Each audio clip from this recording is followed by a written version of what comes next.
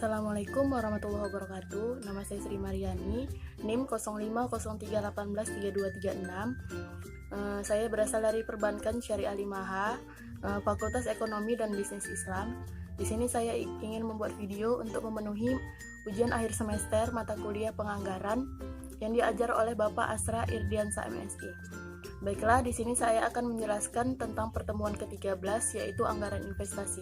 Jadi, anggaran investasi itu adalah rencana perusahaan dalam satu periode untuk membeli sejumlah barang baik barang ataupun jasa dalam proses produktivitas dalam jangka panjang.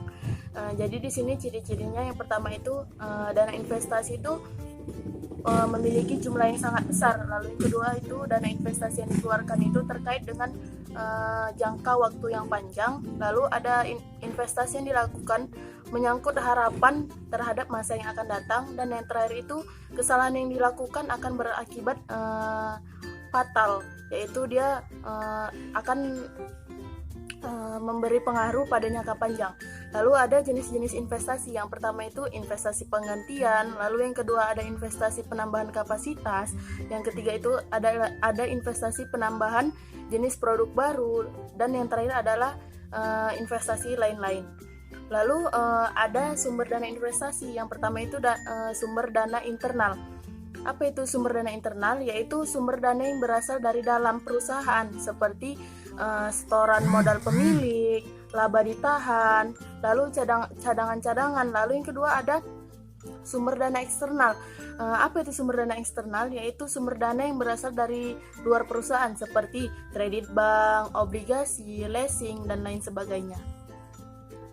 Baik, lalu selanjutnya ada menilai kelayakan investasi. Jadi ada dua hal yang perlu diperhatikan dalam membuat anggaran investasi. Yang pertama itu adalah arus kas keluar. Lalu yang kedua ada aliran kas masuk bersih tahunan. Lalu ada metode-metode yang digunakan untuk menilai investasi. Yang pertama itu ada metode payback period. Apa itu metode payback period? Metode payback period adalah metode penilaian kelayakan investasi yang menggunakan panjangnya waktu yang diperlukan agar dana yang diperlukan itu mencukupi untuk investasi dapat kembali seluruhnya. Jadi rumusnya itu adalah investasi kas bersih dibagi arus kas masuk bersih tahunan.